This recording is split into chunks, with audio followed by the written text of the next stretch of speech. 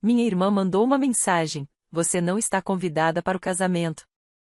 Adeus, perdedora. Minha mãe respondeu com um emoji de coração. Eu digitei: perfeito. Então vou cancelar meus pagamentos da conta. Eles continuaram brincando no grupo da família, mas na manhã seguinte, tudo tinha mudado. É triste contar essa parte da minha vida, mas aqui está. É sobre o momento em que minha irmã decidiu que eu não era boa bastante para fazer parte do casamento dela depois de eu praticamente ter ajudado a construir tudo do zero. E como uma simples mensagem de texto acabou desencadeando uma reação em cadeia que ninguém esperava. Nem ela, nem meus pais, nem eu. Aconteceu em uma quinta-feira qualquer, enquanto eu estava no Target. Eu não estava procurando nada específico, só passeando depois do trabalho para limpar a mente. Tinha uma cestinha com algumas velas e barras de proteína. Não estava pensando na Amanda, nem no casamento, nem no fato de que não falávamos havia alguns dias. Tudo parecia normal. Então, meu celular vibrou. Era o grupo do casamento, aquele que chamávamos de Family Wedding Crew Ring. Abri achando que seria algo sobre o jantar de ensaio ou alguma dúvida sobre a decoração das mesas. Mas o que vi foram 5 palavras que, por um instante, nem fizeram sentido. Você não está convidada. Adeus, perdedora. Só isso. Sem contexto, sem explicação. Minha irmã Amanda mandou como se estivesse pedindo um café. E logo abaixo, minha mãe respondeu apenas com um coração. Nenhuma frase, só o emoji como uma espécie de selo de aprovação distorcido.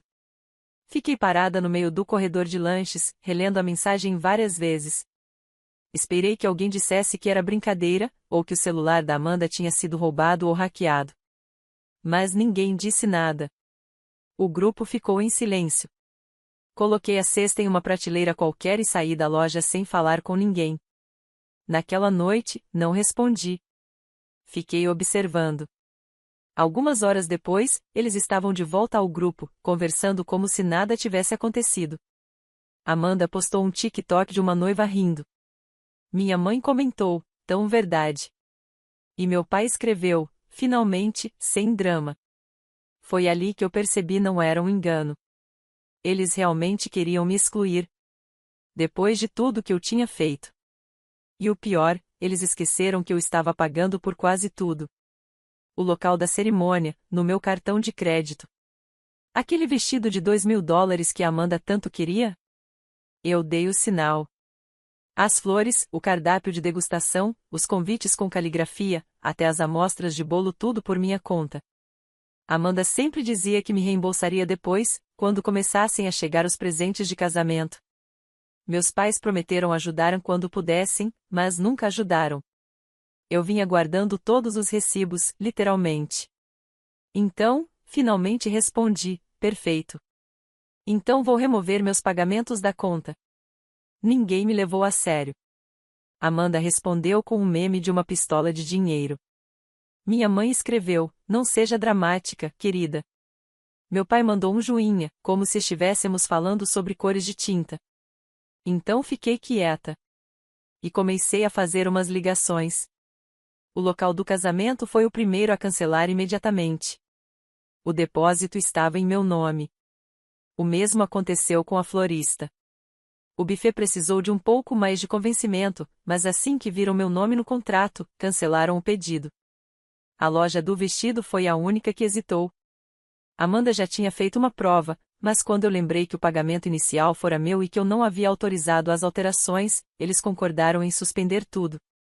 Às 11 horas da manhã do dia seguinte, o casamento simplesmente não existia mais. Às 12h22, Amanda me mandou uma mensagem: o que você fez? Eu não respondi. E aí veio a enxurrada. Minha mãe disse que eu estava arruinando tudo. Amanda me chamou de desequilibrada. Meu pai escreveu que era exatamente por isso que não queriam que eu me envolvesse desde o começo. Eles mandaram 18 mensagens em 10 minutos. Às 15h36, Amanda ficou em silêncio por um instante. Depois mandou: você tem 1 hora para consertar isso, ou eu conto para todo mundo o que você fez com o Ryan. Eu ri. Não porque fosse engraçado, mas porque mostrava o desespero dela. Agora ela estava lançando ameaças, tentando ver se alguma funcionava. Fiz uma captura de tela e bloqueei. Amanda achou que podia me excluir e ainda ficar com tudo que eu tinha dado. Meus pais achavam que, se me ignorassem tempo suficiente, eu acabaria cedendo. O que eles não perceberam é que eu finalmente tinha chegado ao meu limite. Eles queriam um casamento sem mim? Ótimo! Que tentassem fazer um sem o meu dinheiro. Os primeiros dias depois de eu cancelar tudo foram surpreendentemente tranquilos. Eu esperava uma explosão, mas parecia que eles tinham entrado em modo de contenção de danos ou talvez em choque. Amanda me deu unfollow em tudo, Instagram, Facebook, até no Vemo. Minha mãe me mandou uma mensagem de 2 parágrafos dizendo que estava decepcionada com a forma como eu tinha lidado com as coisas e esperava que eu caísse em mim antes que fosse tarde demais. Meu pai me enviou um link do YouTube com um vídeo sobre perdão. Eu nem abri. Eles pararam antes de implorar. Acho que ainda acreditavam que eu cederia, que me sentiria culpada, que acordaria no meio da noite, suando frio, e mandaria uma mensagem de desculpas com um emoji chorando e uma promessa de pagar tudo de novo. Mas eu não fiz isso. Eu tinha acabado. Uma semana depois, Amanda postou uma foto com um outro vestido de noiva. Dava para ver que era um modelo de prateleira. Ela parecia furiosa. A legenda dizia algo como, novo vestido. O outro estava amaldiçoado, o cara com olhos virando. Os comentários estavam cheios de amigas elogiando, dizendo que ela estava linda, que aquele era muito mais a cara dela. Mas eu percebi os likes estavam baixos. Bem mais baixos que o normal. Naquela noite, por volta das 22 horas, recebi uma ligação da minha tia Cati. Ela nem tentou puxar conversa. Disse que Amanda estava contando por aí que eu tinha tido um colapso e que tentei arruinar o casamento por inveja. Disse também que minha mãe andava dizendo que eu era instável e que vinha causando problemas há anos. Eu ouvi a hesitação na voz dela. Ela não acreditava totalmente, mas também não queria se meter. Então ela fez a pergunta que eu já sabia que viria: você realmente cancelou tudo? Eu disse que sim e que não me arrependia. Ela ficou em silêncio por um segundo e respondeu apenas: uau, bom pra você. Depois disso, a notícia começou a se espalhar. 2 dias depois, minha prima Sara me mandou mensagem perguntando se era verdade que Amanda e Ryan estavam tentando organizar um casamento no quintal, já que não conseguiam encontrar um local disponível em tão pouco tempo, e que a florista se recusará a trabalhar com eles sem minha autorização. Eu não respondi, mas comecei a receber mensagens de números que não reconhecia: a mãe do Ryan, uma das madrinhas da Amanda, um primo distante que não falava comigo há uns 5 anos. Todos tentando uma abordagem diferente: culpa, bajulação, fingindo preocupação. Oi, ouvi dizer que houve uma confusão com o planejamento. Só queria saber se você está bem. Amanda disse que você decidiu se afastar. Quer que eu ajude a resolver as coisas? Desculpa por toda essa confusão, sabe como é, casamento é sempre estresse. Ignorei todos. 3 dias antes da data em que o casamento deveria acontecer, minha mãe apareceu no meu apartamento. Eu não atendi. Ela ficou do lado de fora por quase 15 minutos. Observei pelo olho mágico enquanto ela tocava a campainha 2 vezes e, por fim, foi embora. 10 minutos depois, recebi uma mensagem dela: por favor, fala com a gente. Ainda dá para consertar isso. Fiquei olhando para aquela mensagem por um bom tempo. Pensei em todos os anos sendo tratada como uma carteira com pernas. O modo como sempre esperavam que eu ajudasse porque eu tinha um emprego fixo e não tinha marido nem filhos. O jeito como me usavam, repetidamente, chamando isso de amor. Então eu apaguei a mensagem. Que eles dessem um jeito agora. O casamento estava desmoronando, o orçamento havia sumido e o tempo corria contra eles. Queriam me excluir? Pois que descobrissem até onde conseguiam ir sem mim. 2 dias antes do casamento, recebi uma solicitação no Vemo da Amanda, $7.800. Sem mensagem, sem contexto, só um número, como se eu fosse uma patrocinadora esquecida de mandar sua doação. Recusei. 10 minutos depois, chegou outra. Mesma quantia. Ainda sem mensagem. Recusei de novo e dessa vez, bloqueei ela no Vemo completamente. Foi nesse momento que tudo ficou real, senti como se o último fio tivesse se rompido. Mais tarde, naquela tarde, recebi uma mensagem de um número desconhecido. Não abri de imediato. Deixei ali enquanto fazia o jantar, regava as plantas, e servia uma taça de vinho. Quando finalmente li, não me surpreendi. Era Amanda. Eu sei que você está brava, mas já deu para entender o recado. Já estamos comprometidos com várias coisas. Você cancelar tudo só estraga tudo para mim. Por favor, não destrua meu futuro só para se vingar. Essa última frase: não destrua meu futuro, como se eu fosse a responsável por segurar a marreta que ela mesma empunhou. Como se eles não tivessem me expulsado do grupo e me humilhado na frente da família e dos amigos. Como se não tivessem rido quando eu disse que estava me retirando. Eu não respondi. Bloqueei o número. Naquela noite, recebi uma ligação do local do casamento, aquele que Amanda amava tanto, o mesmo onde ela chorou durante a visita. A mulher do outro lado da linha falava com calma, mas foi direta. Alguém havia ligado fingindo ser eu, pedindo para reverter o cancelamento. Quando ela solicitou a verificação de identidade por e-mail, a pessoa desligou. Ela só queria me avisar que havia sinalizado o caso no sistema. Agradeci. Ela não fez perguntas. Eles estavam tentando desfazer o estrago em silêncio, mas tudo estava em meu nome: cada assinatura, cada e-mail, cada comprovante de pagamento. Eu tinha resolvido tudo, e agora eles estavam desesperados. Na manhã seguinte, encontrei um e-mail longo do meu pai na caixa de entrada. Assunto: vamos consertar isso. Ele começou com um pedido de desculpas brando, daqueles que você escreve quando quer manipular alguém sem parecer que está fazendo isso. Disse que as palavras da Amanda tinham sido impulsivas, que o clima estava tenso, que a mensagem não tinha a intenção de me magoar, mesmo tendo feito exatamente isso. Depois afirmou que entendia minha frustração, mas que eu precisava ver o quadro maior. Você ainda tem tempo para corrigir isso, escreveu, como se eu fosse quem tivesse destruído algo sagrado. Terminou com uma promessa vaga de que me reembolsaria depois que a poeira baixasse. Essa parte me fez rir. Não havia mais poeira, só destroços.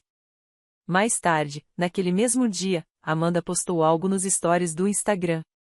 Uma selfie em preto e branco, sem maquiagem, com os olhos tristes, segurando uma caneca de café. Por cima da foto, ela escreveu: o pior tipo de traição sempre vem das pessoas mais próximas. Ela não me marcou, não precisava. Todo mundo sabia. As mensagens começaram a chegar como uma enxurrada.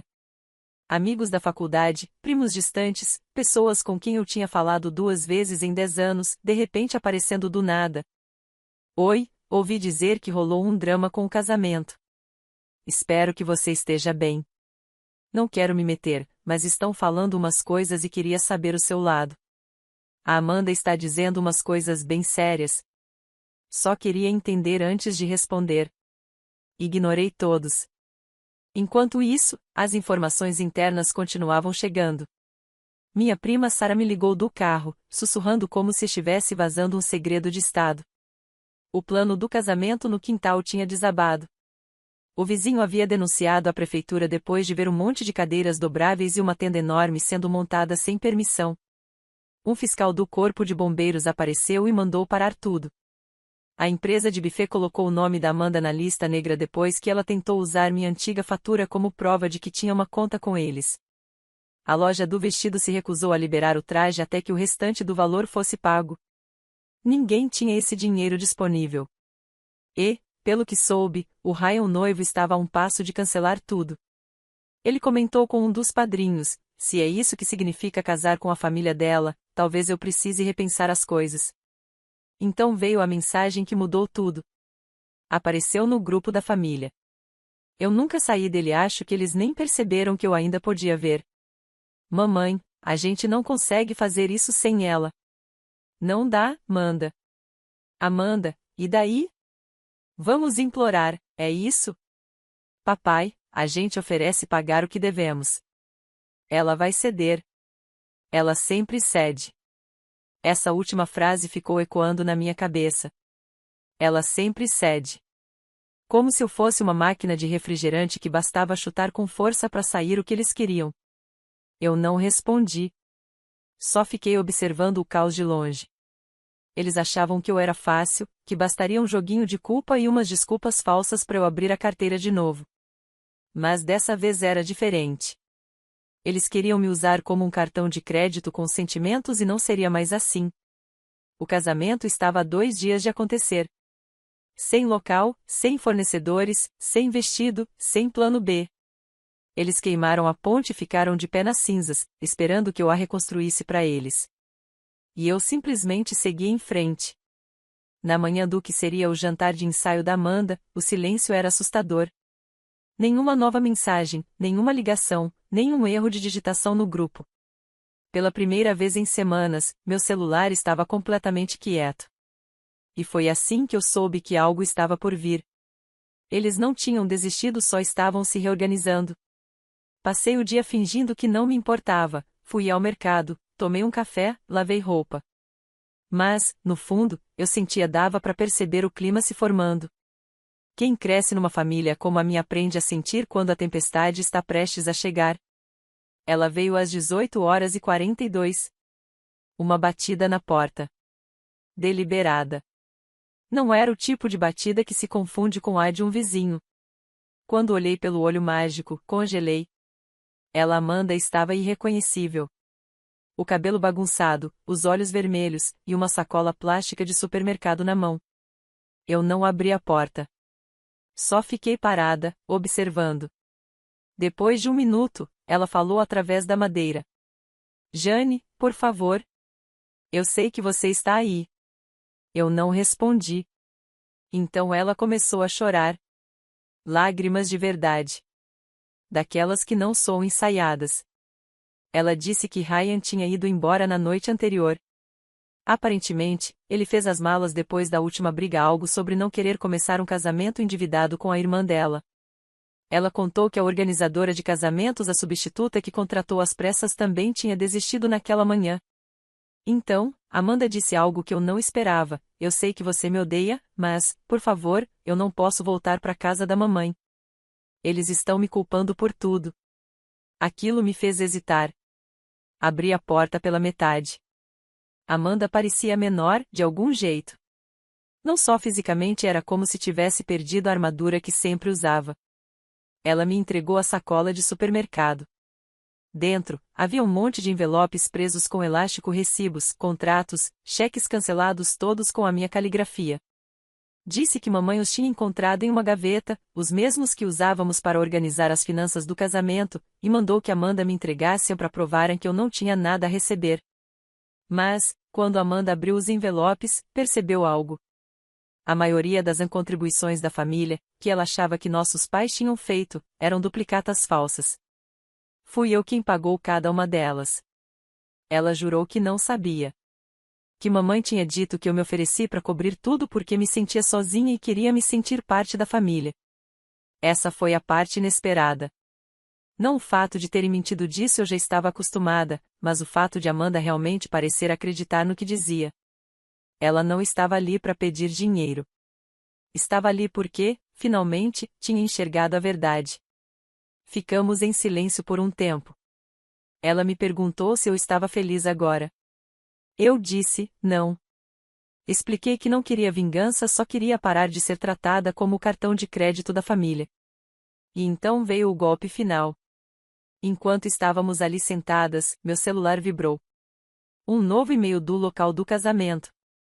Aparentemente, minha mãe tinha ligado para eles mais cedo, fingindo ser minha assistente pessoal, tentando reativar a reserva e cobrar tudo na minha conta outra vez. O gerente percebeu na hora. Rastreou o número e anexou no e-mail como prova, dizendo que o caso seria marcado como tentativa de fraude. Amanda leu o e-mail. Seu rosto empalideceu. Ela sussurrou: ela realmente fez isso? Eu apenas assenti. Dessa vez, Amanda não chorou. Apenas se levantou, disse que precisava resolver uma coisa e foi embora sem olhar para trás. Naquela noite, não recebi mensagem de ninguém. Nem de Amanda, nem de mamãe, nem de papai. Até que, às 2h07 da manhã, meu celular acendeu com uma mensagem dela. Uma única linha: você vai se arrepender do que começou. Sem emoji de coração dessa vez. e foi nesse instante que percebi aquilo não tinha acabado. Nem de longe. Na manhã seguinte a mensagem da minha mãe: "Você vai se arrepender do que começou", eu não senti medo. Nem culpa. Nada do que ela esperava. Senti algo diferente, algo firme. Eu passei anos tentando manter a paz, pagando por coisas que eles não podiam bancar, engolindo comentários, abrindo espaço para os surtos da Amanda e para as desculpas dos nossos pais. Mas dessa vez, eu só observava tudo desmoronar de longe, pela primeira vez, não tentava salvá-los. Às 12h08, Amanda ligou. Deixei tocar uma vez e atendi. Ela não começou com um pedido de desculpas. Nem perguntou como eu estava. Foi direto ao ponto: Ryan ainda tinha ido embora. Estava morando no quarto de hóspedes do irmão e disse que precisava de tempo para pensar. O casamento seria no dia seguinte. Os convidados tinham cancelado. O bolo derretera na garagem de alguém. O vestido ainda estava sequestrado. Não sobrava nada além do nome no documento. Ela disse que ia casar mesmo assim, só ela e Ryan, no cartório, se ele aparecesse. Disse que não queria mais nada, sem flores, sem música, sem convidados. Então me pediu um empréstimo. Não uma ajuda, um empréstimo. Fiquei em silêncio. Ela disse que não era truque, que tinha visto os recibos, que agora entendia o quanto estava envolvida na mentira e por quanto tempo nossos pais tinham usado nós duas de maneiras diferentes. Jurou que não sabia das falsas restituições e que realmente acreditava que mamãe e papai tinham ajudado, e que eu só tinha pago mais porque estava entediada ou carente. Pedi que me mandasse o valor de que precisava. A mensagem chegou mais tarde naquela noite: $2.600. O suficiente para o registro, um vestido simples de loja de departamento e um jantar barato com meia dúzia de pessoas que nem sabiam ou se importavam com o que tinha acontecido. Não respondi naquela hora. Em vez disso, abri meu laptop e passei uma hora redigindo um contrato de empréstimo formal. Valor total, pagamentos mensais, juros baixos só o bastante para deixar claro que não era de graça. Um vencimento por mês, multa por atraso, linguagem jurídica, e uma cláusula de consequência se ela deixasse de pagar mais de 2 parcelas. Ao meio-dia do dia seguinte, nos encontramos em uma lanchonete neutra, onde ninguém nos conhecia. Ela chegou pequena, sem maquiagem, olheiras profundas, de moletom e cabelo preso. Não pediu nada. Eu deslizei os papéis pela mesa. Ela não fez nenhuma pergunta. Leu uma vez, assinou cada página. Sem comentários, sem ironia, só caneta e papel, fiz a transferência ali mesmo, na frente dela. Ela não agradeceu. Apenas dobrou os papéis, colocou na bolsa e foi embora. A cerimônia no cartório aconteceu no dia seguinte. Ryan apareceu por pouco, mas apareceu. Eles não postaram nada nas redes sociais. Eu só soube porque nossa tia Lisa me encaminhou uma foto borrada que Amanda tinha mandado, com a legenda: "Conseguimos. Por favor, não perguntem nada." Achei que tudo terminaria ali até receber, por e-mail, não impresso, um convite para um jantar de comemoração em um restaurante local. Nenhuma menção ao drama, só uma nota vaga e educada, falando sobre a finalmente começar esse novo capítulo. Dava para ver que o convite tinha sido feito às pressas. Eu respondi com um anão no RSVP, mas ainda assim enviei um presente. Pedi que fosse entregue ao restaurante 10 minutos antes do jantar começar. O embrulho estava impecável, papel prateado, laço branco, sem cartão. Dentro da caixa, havia uma moldura 8x10 com uma cópia impressa do comprovante do depósito do local original da cerimônia, aquele que Amanda tinha me implorado para pagar 6 meses antes, jurando que me devolveria assim que recebesse o dinheiro do casamento. Atrás da moldura, colada com fita, estava uma cópia ampliada do contrato de empréstimo, impressa em papel grosso. A assinatura da Amanda destacada em amarelo. A taxa de juros circulada. A data de vencimento sublinhada. Parecia um anúncio de casamento se a pessoa não lesse com atenção. Eu não estava lá para ver a reação, mas nem precisei. Às 9 da noite, as mensagens começaram a chegar. Minha prima Paige escreveu: "Meu Deus, isso foi gelado." Uma das amigas da Amanda mandou um emoji rindo. Até o irmão do Ryan me seguiu no Instagram. Ninguém podia fingir mais. Eles tinham rido quando eu disse que estava me retirando. Contaram para todo mundo que eu tinha surtado, que eu tinha arruinado o grande evento da família. Fizeram piadas no grupo enquanto gastavam o meu dinheiro. E agora, cada pessoa naquele jantar viu quem realmente pagou pelo casamento, quem limpou a bagunça, quem guardou os recibos. Amanda começou a fazer os pagamentos no mês seguinte. Pontual. Depósito direto.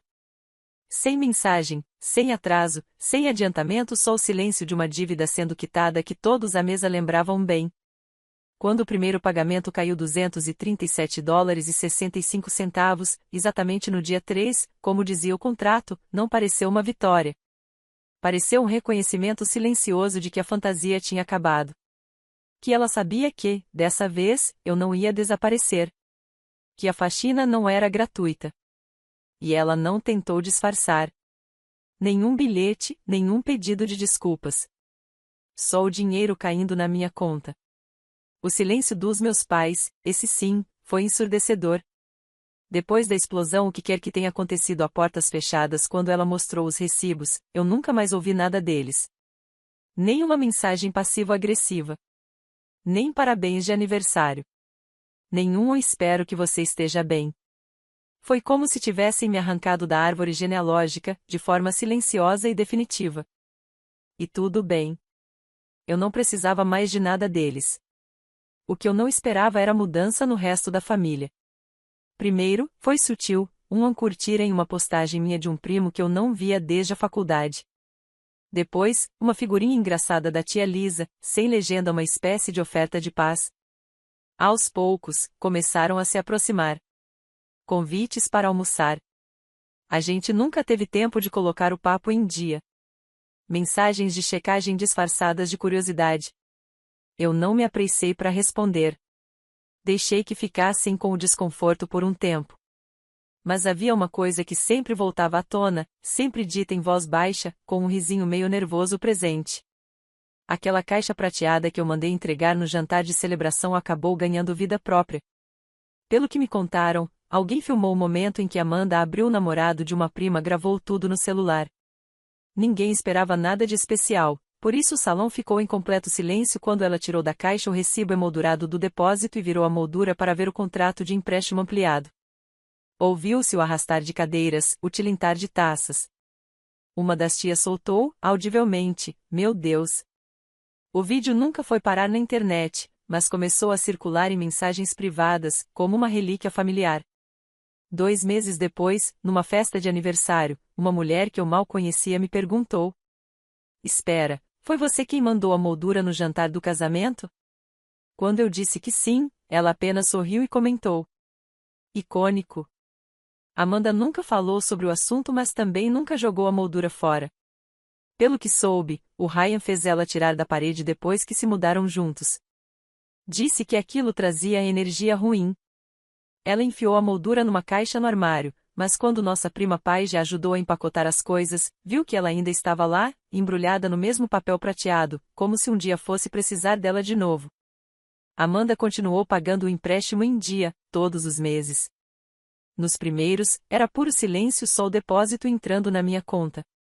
No 4º mês, ela mandou uma notinha, ainda pagando, ainda lembrando. No 6º, a mensagem mudou um pouco. Eu já nem lembro as palavras exatas, só que nunca se tornou algo amigável entre nós. A gente nunca voltou a ser irmãs como as pessoas esperam. Não houve reconciliação de feriado, nem abraço choroso com taças de vinho e perdão. Apenas um ritmo quieto, transacional, no qual nos encaixamos. Ela sentindo culpa e eu, não respondendo. E, sinceramente, isso foi mais encerramento do que eu jamais imaginei ter. Meus pais ainda não falam comigo, mas eu sei que ouvem sobre mim. Toda vez que tem alguma reunião de família, um churrasco, um chá de bebê, qualquer evento, o assunto volta. Não o drama, não a briga, nem o empréstimo. O presente. A história que se recusa a morrer. Eles comentam o quão frio foi, o quão calculado, o quão cruel. Dizem como se fosse algo ruim, mas o tom sempre muda quando percebem que eu guardei os recibos. Literalmente. Que eu fiz eles se lembrarem. Que eu não gritei, não discuti, só enviei um pacote. E desde então, são eles que estão desembrulhando tudo. Amanda vai terminar de pagar o empréstimo em 16 meses. Não há nada que ela possa dizer para pagar o que aconteceu. E eu não preciso que ela diga nada. Porque a verdadeira dívida não é o dinheiro. É a lembrança. E essa é minha para guardar.